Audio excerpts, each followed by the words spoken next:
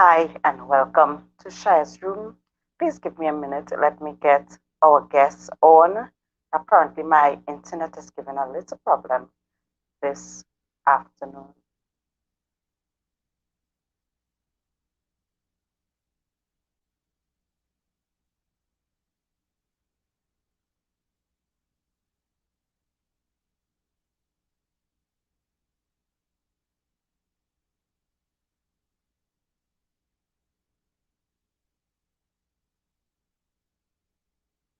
Okay, hi.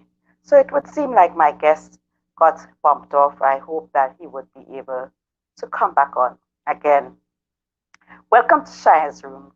I am Beverly Briggs, your host. And this evening, or right now, I would be interviewing Nelson Beltijar. You would have seen me advertising him this week, and I am looking forward for this time that I spend with him here today. Uh, he is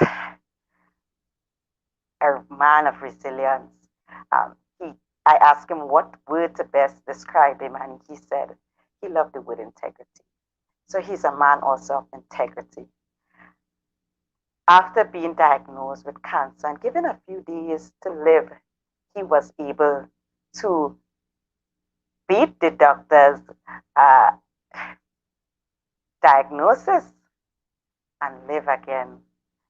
If you looked at the video that was posted earlier on this week, you would have seen him in a wheelchair, and now he is walking today more so that he can run.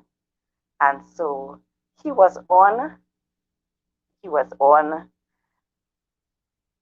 with me earlier on. So I'm waiting to see if he will get back on. I would have to contact him in a while to see what is going on. But while we are waiting on him, I want to just take this time to address something. Um, for this week, there was something that have been on my mind. It came up a lot. I am now on a suicide uh, Facebook page where they made me an admin. And persons are able to come up and say how they feel. And a lot of persons don't feel like living.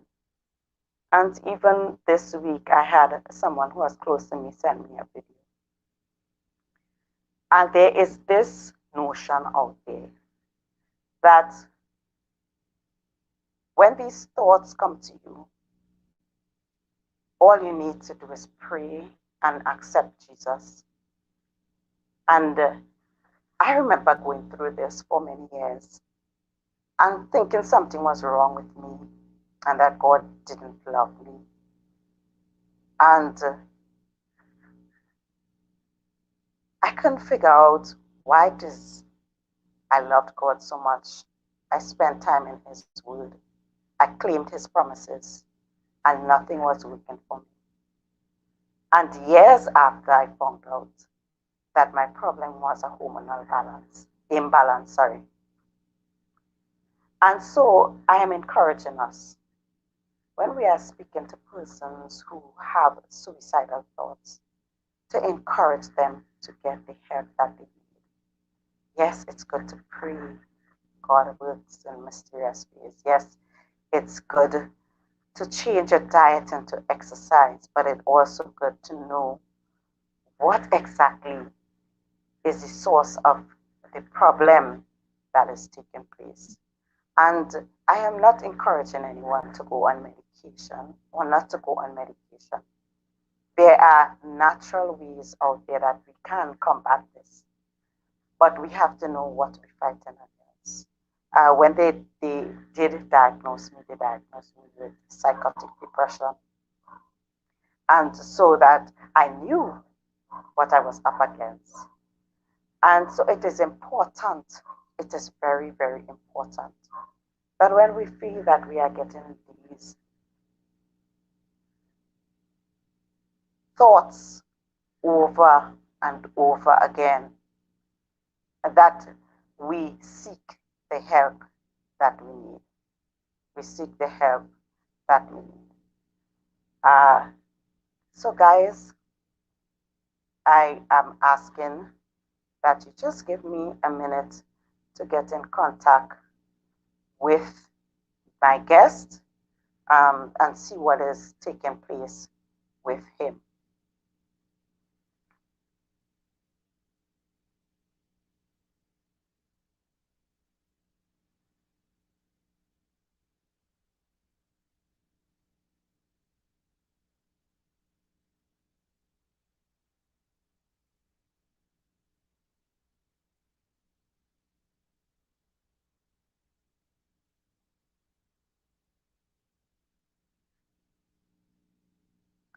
Right, so again, I am just trying to get in contact with my guest. He got bumped off for some reason.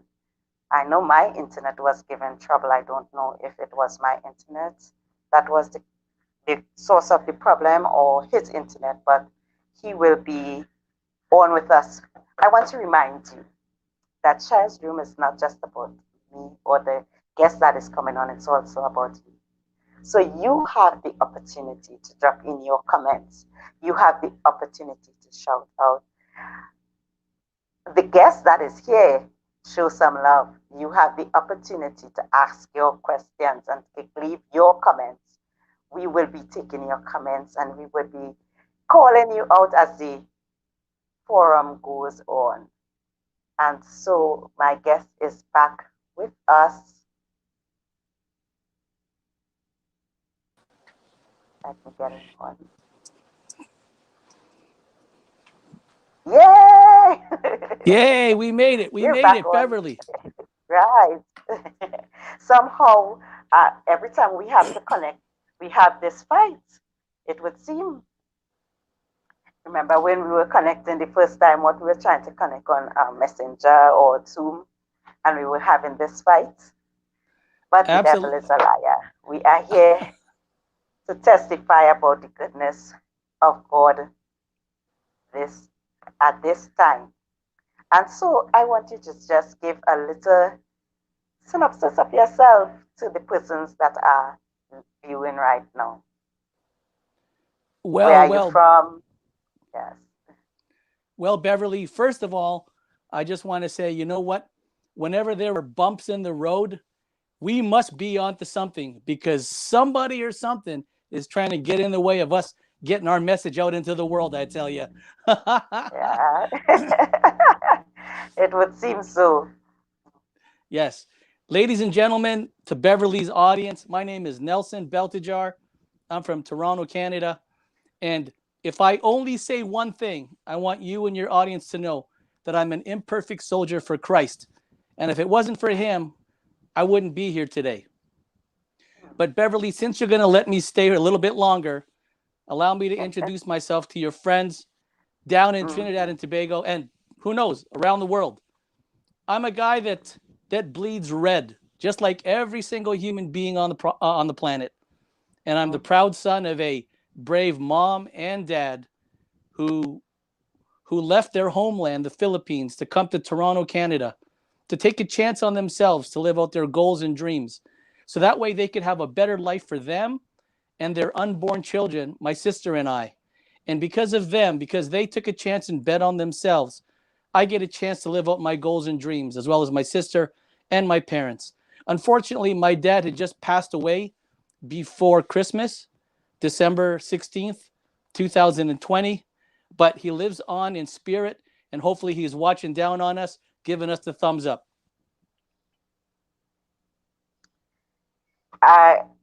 Lovely. So we have here Nelson Belcher. And let me give you a little bit about Nelson Belcher. Nelson Belcher, entertaining, international, motivational, and educational speaker, is a certified life and executive business coach, physical therapist, and author of Accidentally Global Impactful blog. And we would find out why it says accidentally global impactful blog. He considers himself fortunate to have had the ability to participate, struggling, sorry, struggle, fail, and excel in many personal endeavors, as well as team and individual sports and business ventures. He feels truly blessed to have had coaches, teachers, instructors, mentors, teammates, friends, and family members who have always provided him with a positive environment to grow. However, at the height of his professional career, he was faced with the adversity of his life. And as a result, Nelson will lovingly be the very first person to tell anyone without a shadow of a doubt the adversity truly introduces a person to themselves. And when he sent it, he put cool and a little question marks. Oh, yeah, I think it's cool. All this he accomplished, but we want to go and listen into his background. They said that it's a proven fact that we develop our characteristics between fertility and ages 7 or 8. And so we want to go into Nelson's background to see who was in his life and who was able to help him to have such resilience in his adverse situation. Yes, Nelson, this is your question. We want to know a little about your background. Well, wow. It's a great question. Chances are there's nothing new that your viewers are going to hear me say today. But maybe you and I'll have this conversation that'll tickle their ears and make what we say today memorable. And if you can allow me, can I go back and help answer that question with a little story? Yes, you can. All right. Well, you see, I'm one of those guys that knows what it's like to climb that mountain of ambition and success, get to the top, enjoy the view for a while, only to come crashing down, spiraling down, losing everything I had ever worked for in a blink of an eye. Humbling, so humbling. You see, Beverly, I was lucky enough to build a thriving physical therapy practice that specialized in injury assessment, treatment, and rehabilitation. And I'll never forget this. It was May 2016. We were on the second floor of my studio loft, my team and I. We were celebrating, clanging those champagne glasses, which were secretly filled with Diet Coke and ginger ale, because we were at Hmm. work, celebrating, because we had reached a monumental goal. We were living the dream. We were on cloud nine. It was amazing. And then 168 hours after that special moment in time, that special joyous moment in time, I was shockingly diagnosed with cancer. And I was forced to live in the hospital immediately for supervision, evaluation, and chemotherapy treatments. And to add salt to the wound, I even lost my ability to walk. And I became a prisoner of a wheelchair for the next 3 years. And the reason why I share this story with you and your viewers is to show you that adversity, that word adversity, will attack you anytime it wants, regardless of your age, your gender, your status, your religion. And when adversity attacks, there are only two outcomes. Either you find a way to conquer it or you crumble beneath it. And as crazy as that story may sound about me being shockingly diagnosed with cancer and losing my ability to walk, that's the easy part of my story. Lean in. Let me share this with you. In June 2016, 2017, I was forced to live in five different hospitals. Uh, Five. Nelson, Yes. I hearing you with your story, and it's exciting, but I want to stop you just a moment. Sure. So we want to back up a little bit Okay, because let's we go back hearing further. this story, we hearing that story about resilience, and we hearing how you fight, right? But we want to have a conversation. We want to go back. Tell us what it was like growing up. Tell us something about your parents. Give us, tell us something that we would be able, when we hear your story, we would understand where you get your resilience from. Tell us how it was like growing up. That's what we really want to hear, your Okay. background story.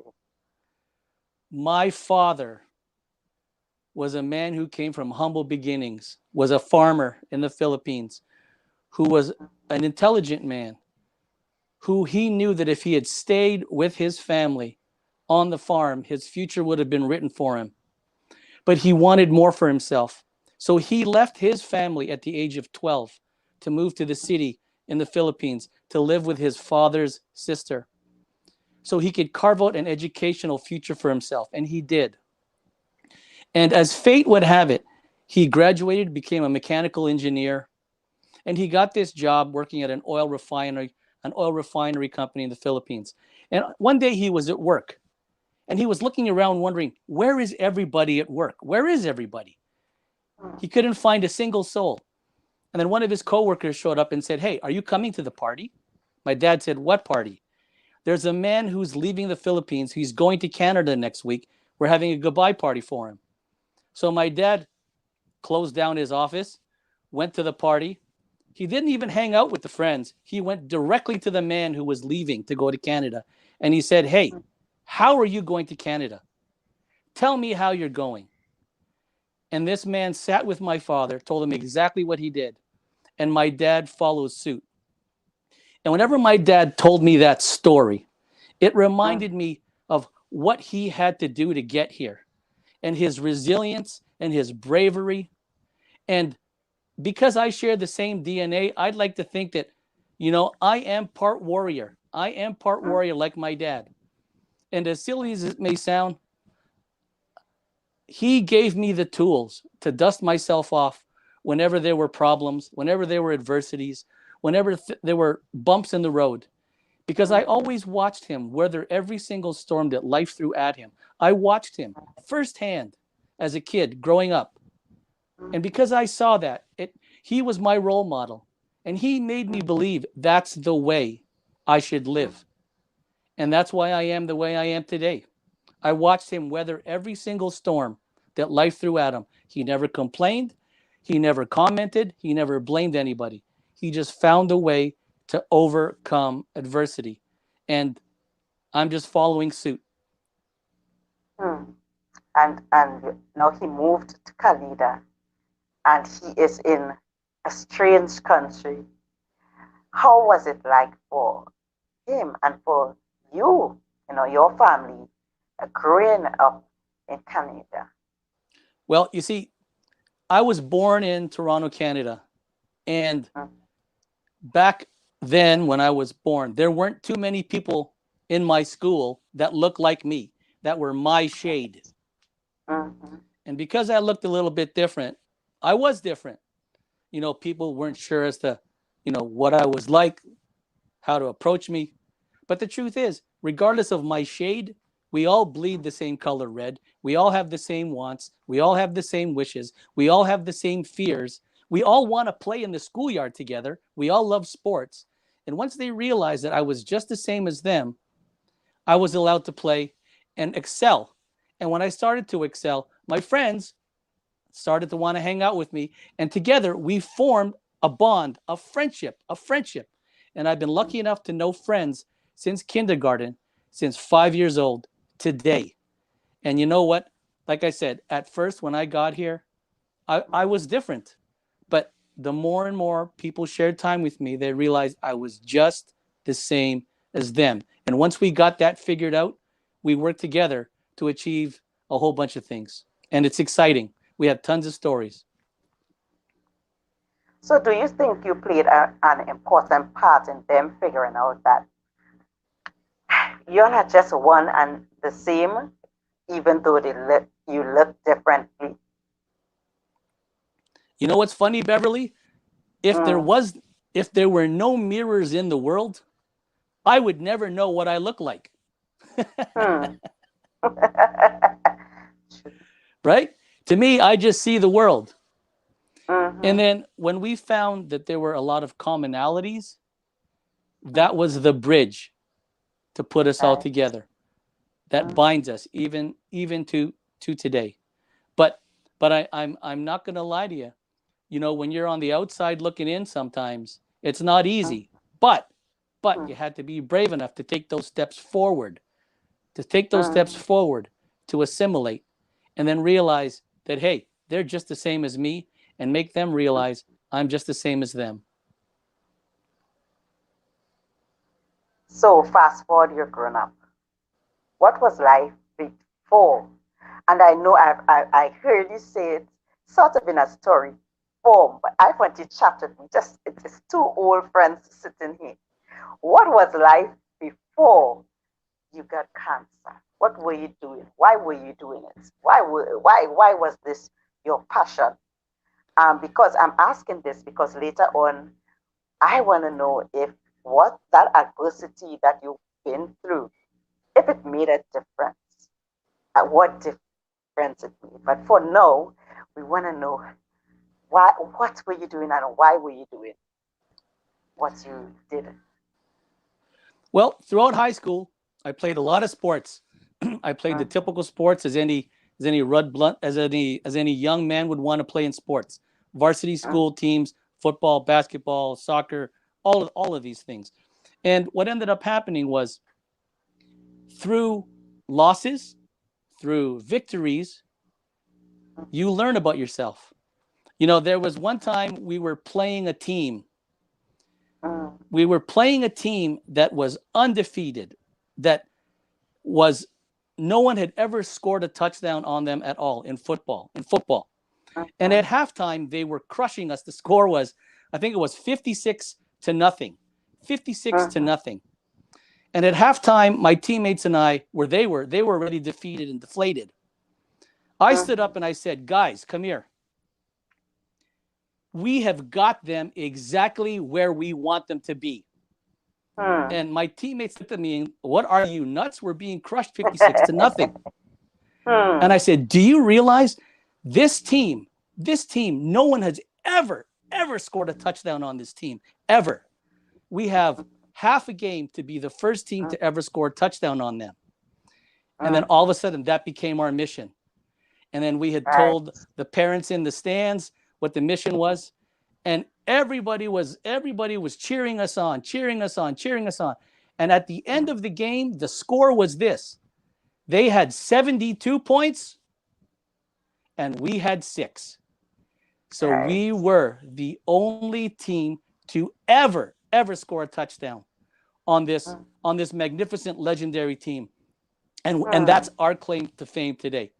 And you know, like I said, we learn a lot about ourselves through sport, through losses, through victories. But at mm, that moment in time, I realized there was something in my brain that made me think a little bit differently. And I was able to rally the troops to believe in the vision. And through that mm. 6 points,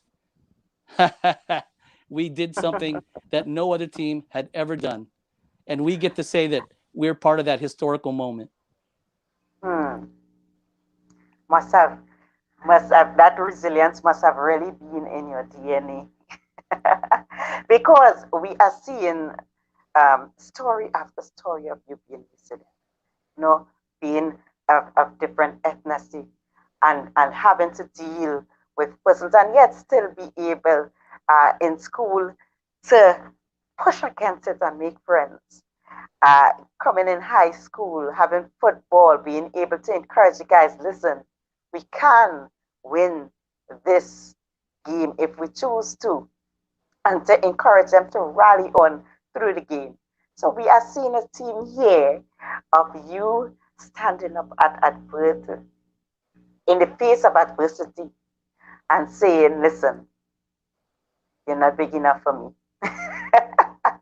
And not only saying that, but encouraging others also.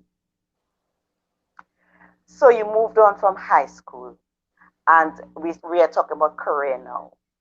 What was your career path after that? You know, it's kind of funny. You will see that my career path, I was a youth and sports activity camp director and instructor. And then I had progressed to a youth and activity camp coordinator. I ran my own camp and leadership programs.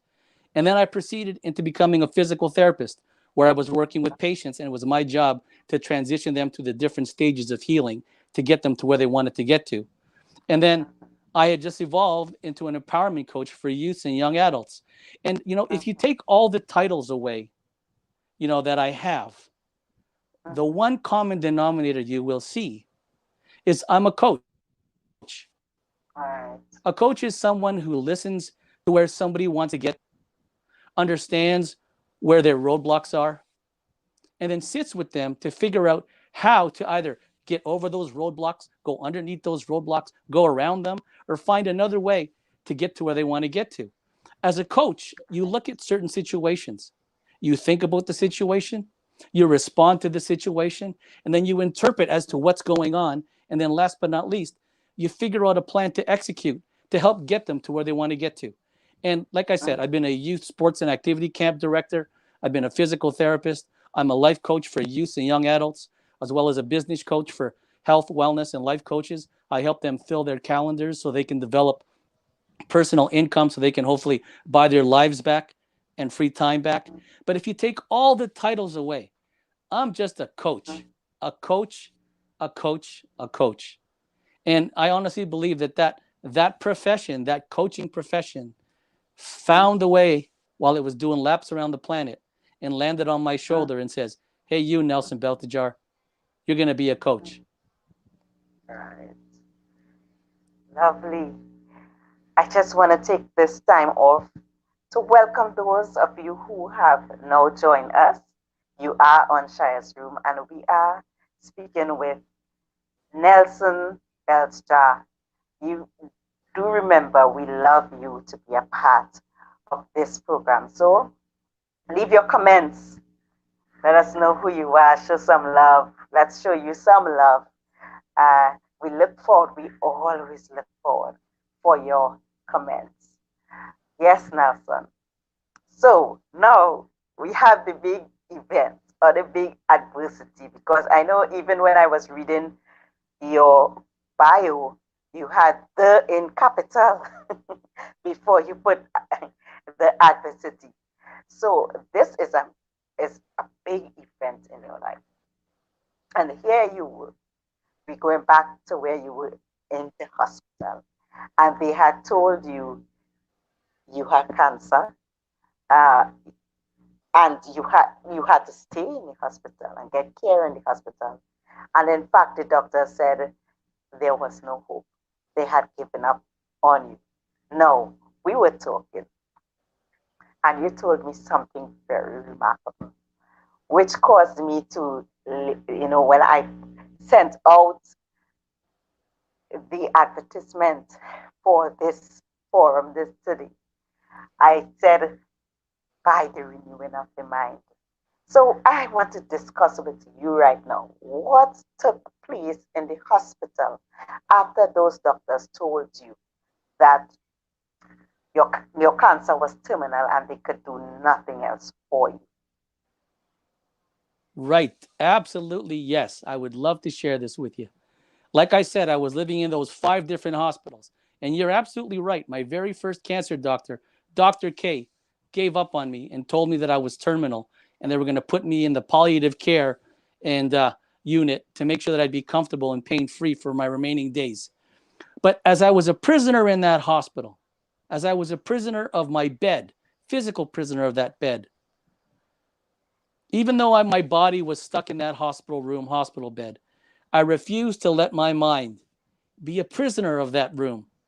And I would let my brain, through mental imagery and visualization and imagination, I would let my brain float beyond the 4 walls of my hospital room. And I would see myself living a typical Monday, Tuesday, Wednesday, Thursday, Friday, Saturday, Sunday. I would see myself having the conversations that I would be having with my patients, my family members, my friends. I would even see myself having the arguments we'd be having. I would be living those moments in my brain. I would use my subconscious, I was trying to trick my subconscious into believing that I was out in the world living instead of my bed in that hospital room slowly dying. And have you ever played this video game called Pac-Man? Ah, I saw my children playing it. Yes. I can't tell you that I actually played it. Yes. Well, if you remember the video game, and your kids and your viewers probably remember this video game, the whole purpose of this video game was there was this Pac-Man icon whose job was to gobble up all the dots on the screen, like chomp, chomp, chomp, chomp, chomp, Mm-hmm. chomp, chomp, chomp, chomp, chomp, chomp. Mm-hmm. That was the job of the Pac-Man. Every morning, every breakfast, lunch, dinner, bedtime, I would go through this mental imagery in my mind that I had my own personal Pac-Man in my body. And I would visualize that Pac-Man eating up all the cancer cells that were in my body.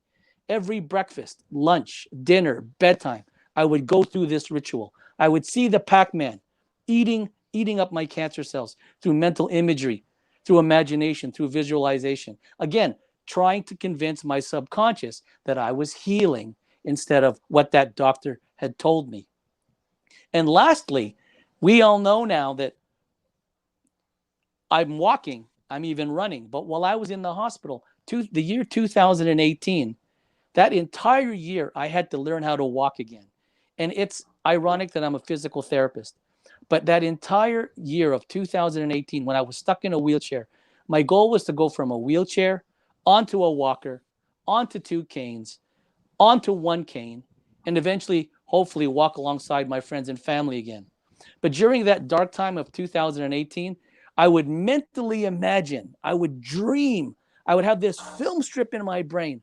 I would see myself walking down a specific street with specific friends and family, walking down a specific street towards a specific gas station, turning into that gas station, purchasing a specific drink with that specific group of people, and then specifically leaving that gas station, walking back home a specific street, back to my home. And as fate would have it, you know, I have graduated from a wheelchair to a walker to two canes and one cane. And as of January 3rd, 2021, I took my cane and I put it in the closet forever because I'm forever walking on my own again. And on January 3rd was the day that my friends and I walked down that street to that gas station, purchased that specific drink, turn around, walk back that same street back home.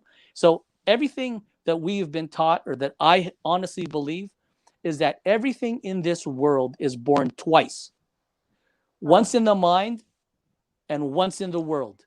Everything in this world is born twice, once in the mind and once in the world. And people may not agree with what I've done, but that's what I did to get to where I am today. I'm alive.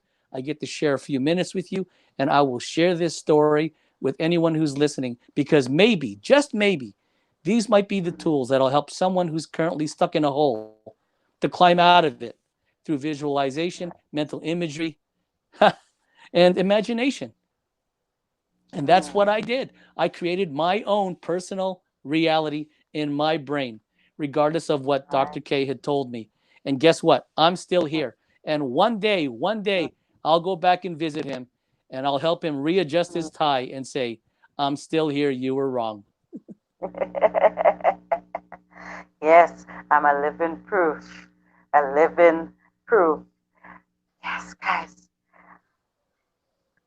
Be transformed by the renewing of your mind. When I said this, it's funny. So when we had or I have a pre-interview where I interview my interviewees so that I can have a behind the scope think of their story. When I interviewed him and he told me certain things and then I asked him, go back again and and tell me about what took place in the hospital. In fact, he said there was something I missed out in the testimony that I gave on Portal, on Africa Portal, that I would love to share. And from the time he started speaking, my mind, automatically in my mind, I heard, and be transformed by the renewing of your mind. And there he opened his mouth and he started talking about literally using his mind to change around his situation. Guys, when I told him what was in my mind before he said it, he got cold bumps. But this is the kind of connection that we have when we know that there's a God who have created us in such a wonderful and magnificent way that we are able to be creative with our own minds. Life and death is in the power of the tongue, and it's out of the heart the mouth speaketh. And so, as he said, things are created within before it's created without. And this is his story that we are capturing at this point in time.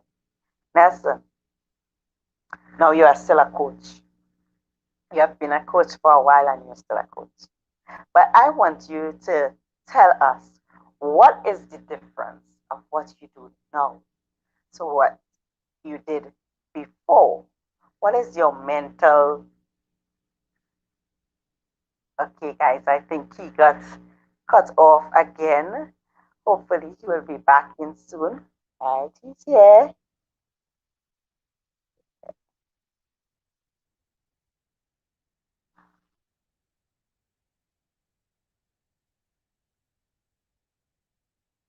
Come on.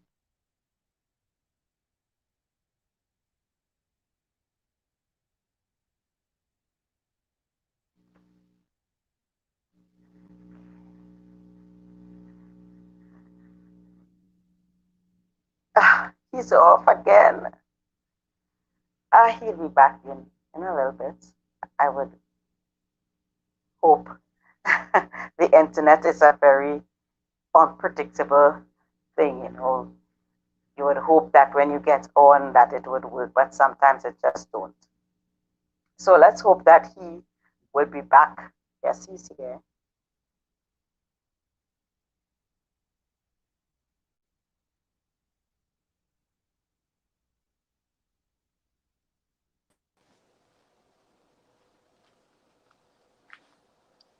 Can you hear me?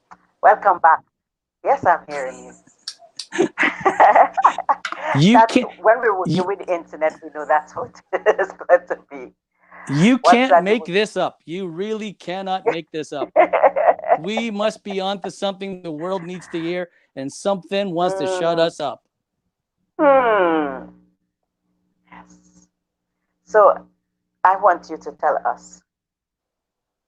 Yes, you're still a coach, but what is the difference between before your adverse situation and after?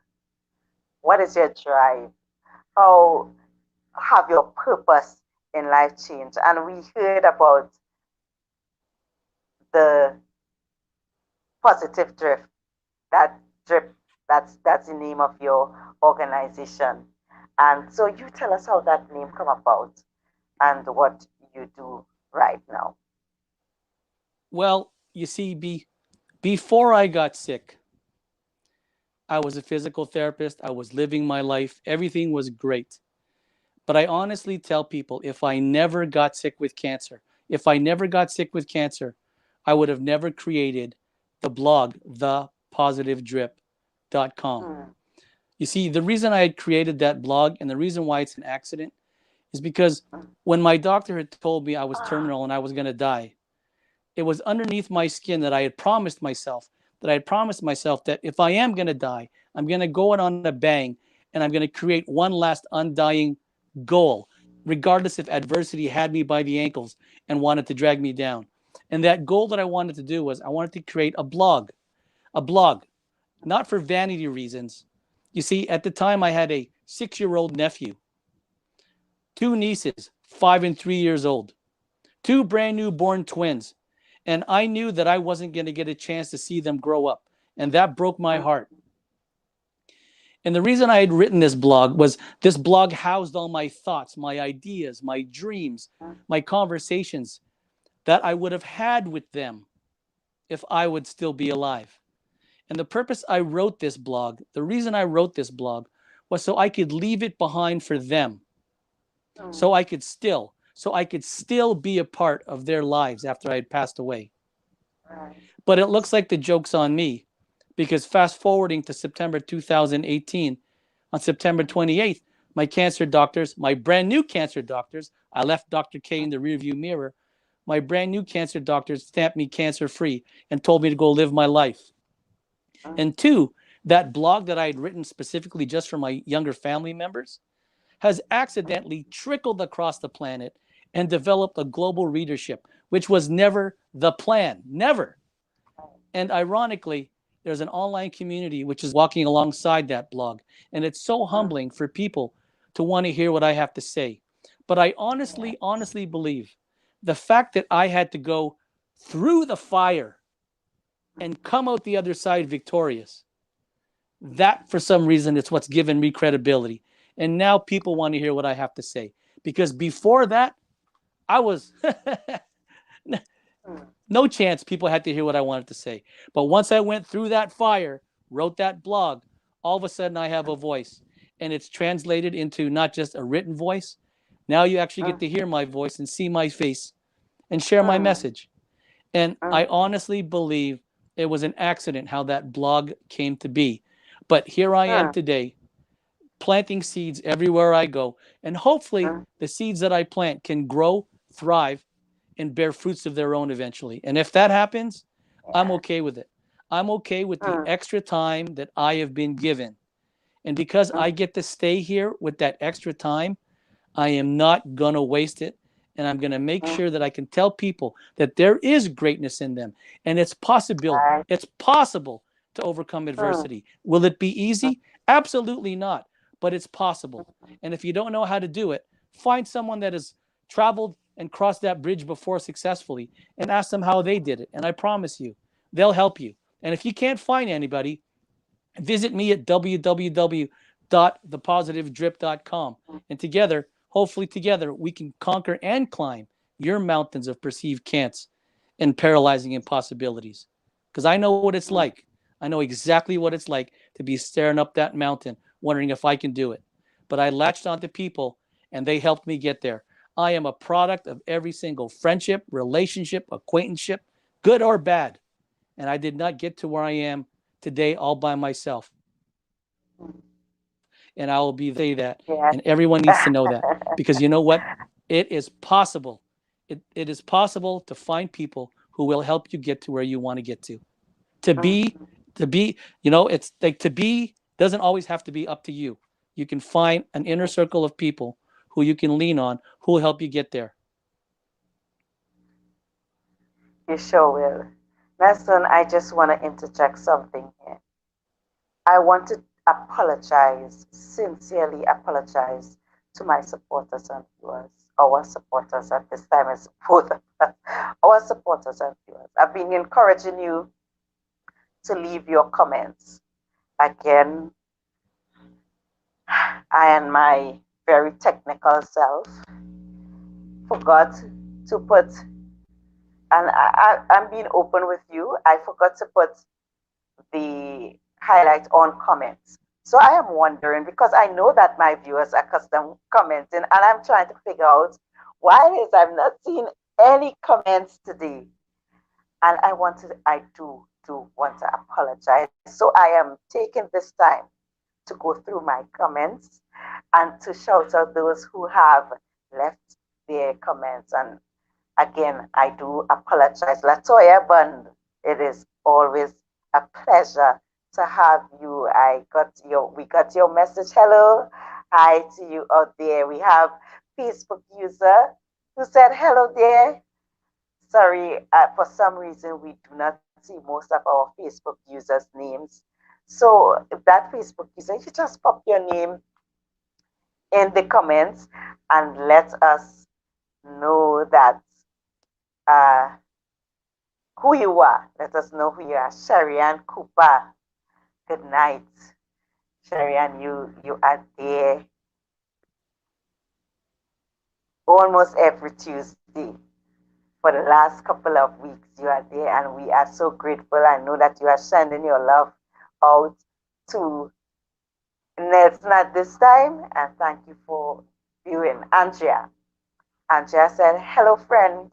Hello, my friend. I'm still old, the grind, but checking in on or the grind, I guess. I'm still on the grind, but checking in to send love to my family across borders. I'll be back tomorrow. Love you both, always and forever. Yours truly, Andrea. And Andrea is the wonderful woman who, for quite in America, have been helping me out a whole lot. And she is the connector. I call her the connector because she have connected me with a lot of my interviewees. And Nelson is one of them. We have uh, H. Mackey speaks. I would want to believe that is Hussein Mackey, the grand overall designer. Yes, we always look to our grand overall designer who is God. And he said it's no accident, my brother. It's a divine plan. So I am sure that he is talking about the blog. He said it's not an accident, and I want to agree with him. A Facebook user also said that there's no accident, my brother, a divine plan.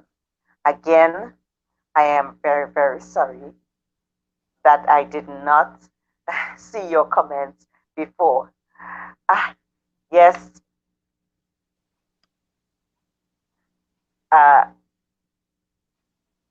Nelson. When you look back at your life now, all that you've been through, even this adverse time of cancer, because I know cancer is a painful thing.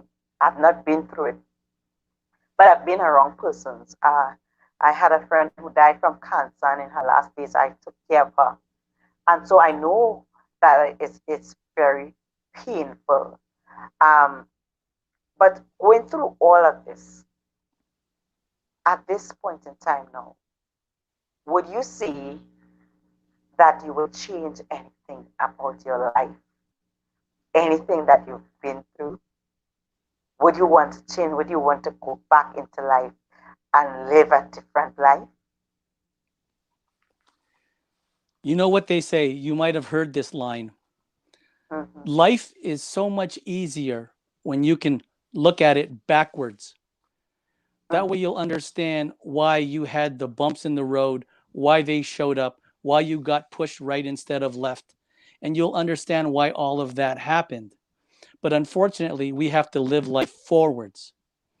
So if you're asking me to look backwards from this moment in time, I honestly believe, I honestly believe, you know that line, faith untested can't be trusted? Mm-hmm. I honestly believe that my faith in my God was tested during this specific moment in time, this dark moment in time. Why do I think it was tested? Because, you know, as a coach, you tell and you work with students and you give them the principles to overcome adversity. So this was my time to be put in the arena, to use those exact same skills that I've shared with my students throughout the years. And it was my time to fight that demon of adversity and pull out the tools that I had shared with them to use myself. And you know what? Looking back on everything right now, it was difficult to go through it. I'm not going to lie. It was the worst thing to go through, and I don't wish that on anyone. But at the same time, being able to come through the fire, my faith has become even stronger. My roots have grown even deeper to the point where I don't want to say I'm unshakable now, but I'm a lot closer to unshakable than I was before. And maybe, just maybe, just maybe, the world is foolish enough, or I'm foolish enough to believe in the maybe I'm foolish enough to believe in the impossible. And maybe that's what the world has been waiting for. And I just had to get through that test, that difficult test. My maker might have been saying, okay, you want this assignment? Let me throw something into your life. Let's see if you crumble when adversity shows up or if you find a way to conquer it. And I honestly believe that this is nothing compared to what's coming down the road. There will be more trials, more tribulations that me and you and our inner circle are going to have to get through. And maybe it's going to be us that's going to be leading the pack with a sharp sword saying, come with me, stick with me, and we'll get through this all together. Yes, we are losing 56-0 at halftime, but let's be the only group to ever score a touchdown on this team. Again. Yes. When you got popped off at the beginning of the program, I took the time to just address something on suicide. And that's the issue where many times persons are faced with adversity. We are told, pray, or it's your mindset, change your mindset. And even in this program, we have talked and we have shared how much mindset plays a part. But I don't want persons to go away with the thought that it was just your mindset. We have heard about you not being able to walk, so you had physical, ailments, you have physical things that you had to combat. Was it that you just sat down and tell that Pac-Man to make you walk? Or did you have things that you had to do besides speaking to yourself to help you to be able to walk again and to be this person that you are right now? Okay. Am I allowed to say the word God on your show? You go right ahead. I listen. I am a God child. I am a God child. So go Okay. right ahead. Okay. I've told you all of that earthly stuff that I had done to help weather the storm and conquer adversity. But I'm going to tell you something that I didn't expect to say today. But I'll never forget this. It was a Friday evening at 7:03 p.m. and I was staring out the window and I was saying, God, where are you? Where are you? I'm praying, I'm asking for help. And I feel like I'm all alone. Where are you? And then at that time, it was a shift change. And then my evening nurse had showed up and said, I'm here to take your blood pressure. And she wasn't the most friendliest person in the world. And I said, great. My day just went from bad to worse. She took my blood pressure. And then, not a word of a lie, Beverly, I heard this whisper in my right ear that said, ask her to pray for you. And I heard that and I went, I know what I heard, but I dismissed it. So the nurse leaves. She comes back around 11 p.m. to give me back my medicine. At that time, I had trouble swallowing the pills. They were so big. All the other nurses would give me ice cream or pudding to help me swallow it so I wouldn't choke. So I told her, I said, I can't take this medicine. I'm going to choke. Can you please get me some ice cream and pudding? This nurse looked at me like, you are making my life more difficult. I have other patients. I can't be doing this, but I'll see what I can do. And just before she left, guess what I heard in this same right ear? Ask her to pray for you.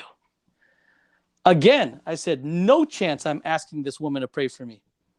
3 a.m. rolls around. 3 a.m. rolls around.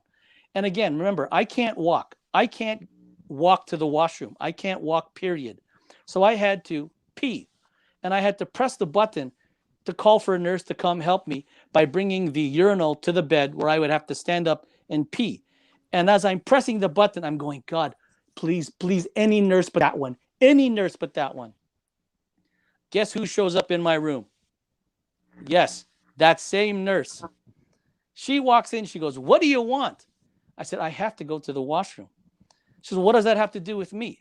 I cannot walk. I need you to stand by the bed with the urinal so I can pee into the bottle. So She grumbles, she does it, she helps me out. And in that humbling position, guess what I hear in my right ear again? Ask her to pray for you. So I finally said, fine. I'm peeing in the bottle. And I look at her and I said, look, you don't know me. We just met at 7 p.m. This is going to sound crazy. You've read my chart. You know I'm going to die. Can you pray for me?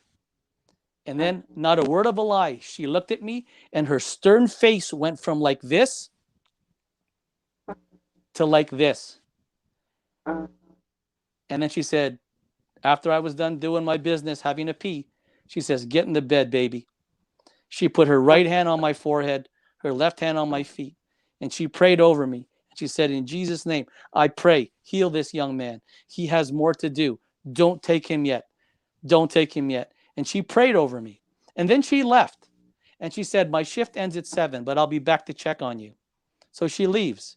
And then all of a sudden at 6:35 a.m., I wake up. And all of a sudden it's like, the sky had opened up. And I realized I was asking you, God, where are you? Where are you? Where are you? Through a messenger who I would never expect to let me know that you've been with me the whole time. And because of that, I am foolish enough to believe in the impossible.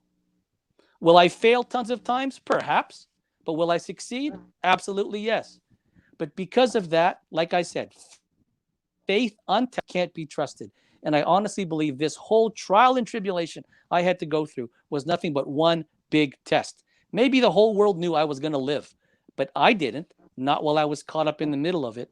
But I am on the other side now, and I refuse to let that sickness and illness be in vain. And I'm going to use my remaining days to share my story of what I used to push back, wrestle with, and eventually defeat adversity. Why? So hopefully somebody can use the exact same tools that I did to win. Yes. Husam says, get tested, graduate, earn your worthiness, your worthiness. Husam, oh my goodness, I'm turning around your statement and go teach it. And go teach it. Yes. So, Nelson, we have resilience through the spirit of thinking into results. God gave us the mind that we are able to use it and get results. We have results through prayer. Again, another spiritual aspect of our life. Pray and support. Having others to be able to come and support us through, whether it's praying for us or even helping you out when you couldn't walk to pass some urine. I want to go into also what it is you had to go through to be able to walk again. Now, I don't know, I'm asking. To my viewers, I have absolutely no idea what he went through, but I want to know what it is you went through to walk again. Did you do therapy? Did you have to pursue it? Did you have to be resilient about that also? I want to know what it is you went through again to be able to walk again. Yes, the year 2018. It took all 365 days of that year to graduate from a wheelchair to a cane. I did a lot of physiotherapy myself. I was a patient. I did a lot of I did a lot of falling down. But every time I fell down, I always fought to get back up. I did a lot of falling down in the physiotherapy clinics. But I always forced myself to stand back up. And it's hard when you're used to being the therapist to let somebody else drive. But I had to trust the process, like a friend of mine taught me. AndreaMasons.com. She taught me it's important to trust the process. And I Mm-hmm. remember in 2018, that's what I had to do. I fell down a lot. I stumbled a lot. I pulled myself up a lot. But as every day went on, I was able to get stronger, stand on my feet, put my right foot in front of my left foot in front of my right. I was able to graduate, become strong enough to get out of the wheelchair, to use a walker, you know? And I've been active my whole life. I ran all my life. I played sports my whole life. But here I am now at the mercy of a walker. And then I just kept fighting. I kept on going to therapy. I kept on being surrounded by people that truly wanted to see me win and that were loyal enough to see me win. And then I graduated into two canes. And then all of a sudden I really realized it's possible. It's possible to be device free. And I was stuck on two canes for a while. And then eventually I was down to one cane by Christmas 2020. And then I said, man, you know what?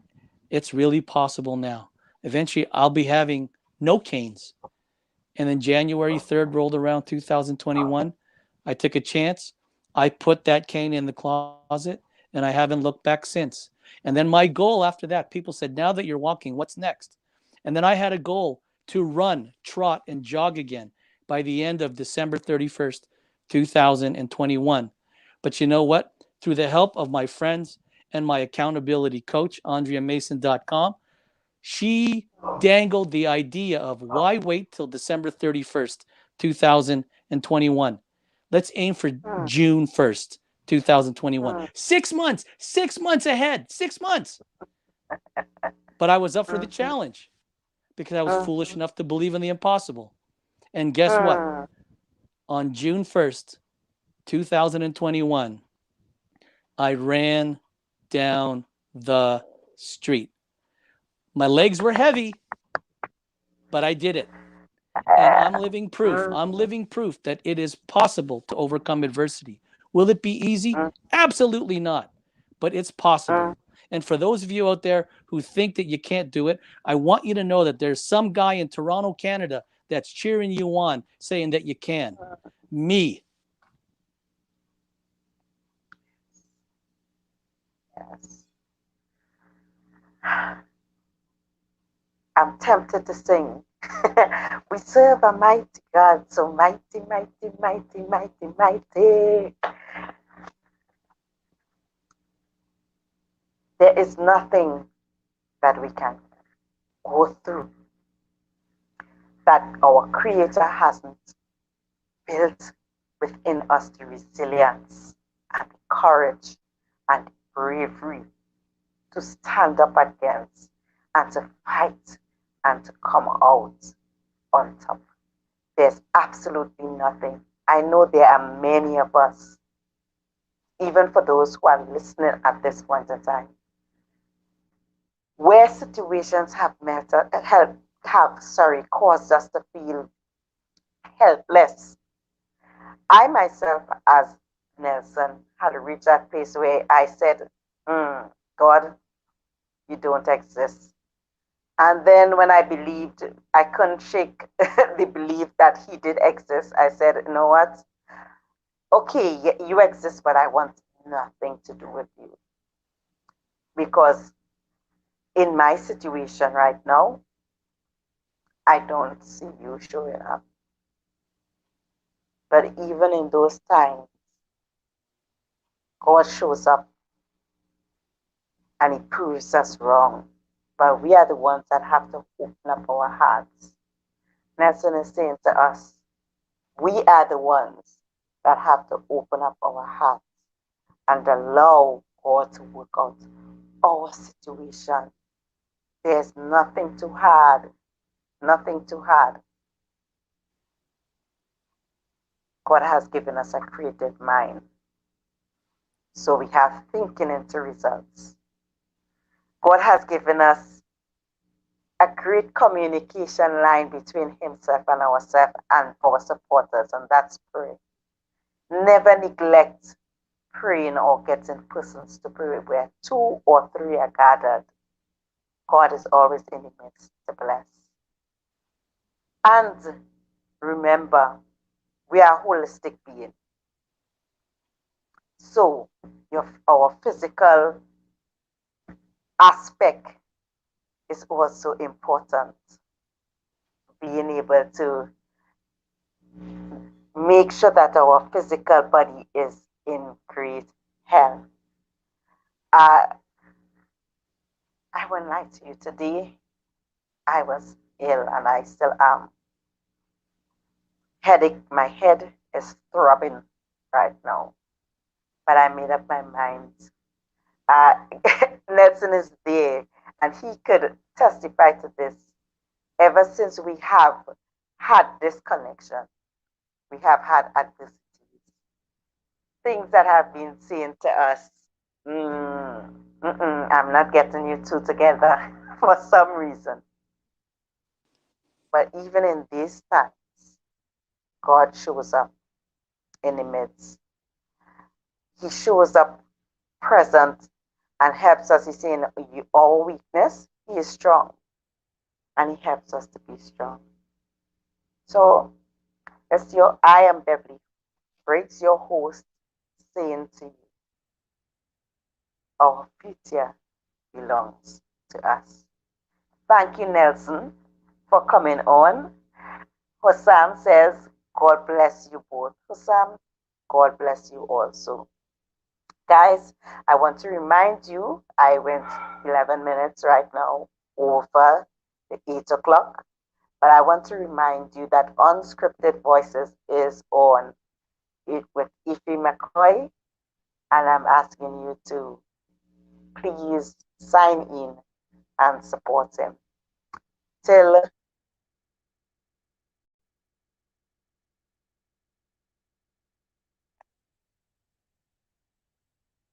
okay. So I'm getting back our guest on so he can tell you all goodbye. Can you believe all the bumps in the road that we are experiencing in this episode? Ah, You know, this but is it this still goes episode on. is a Mm-hmm. perfect example of resilience. You know, get not It get sure kicked off the is. internet 7 times, Mm-hmm. but return back eight Mm-hmm. so we can finish the show. Right. Yes, and we just want to tell our viewers bye. So just bye and thank you for tuning in with us. Go ahead and tell them bye. Well, Uh, before I say Nelson. bye, I just want to Mm-hmm. say, Beverly, thank you for letting me be a part of your show and being a part of Mm-hmm. your mission. And if I may quote my friend in the Middle East, Mr. Hassam McKee, you people out there, you matter. I'm Nelson Beltijar from Toronto, Canada. Till we meet again. And before we go, I must say this. If you listen to this episode right through, you would have heard me call her name. You would have heard Nelson call it Andrea Mason. She is a wonderful, wonderful person. And she is a coach. She have been also inspirational where my career is concerned and where Nelson's career is concerned. And she wants to remind you to press play, plan life according to you. So we would be putting her link along with Nelson's link in the chat a little later on, and you can come in contact with any one of them. Feel free to reach out to them if you need a life coach. Bye again, y'all. Thank you for tuning in.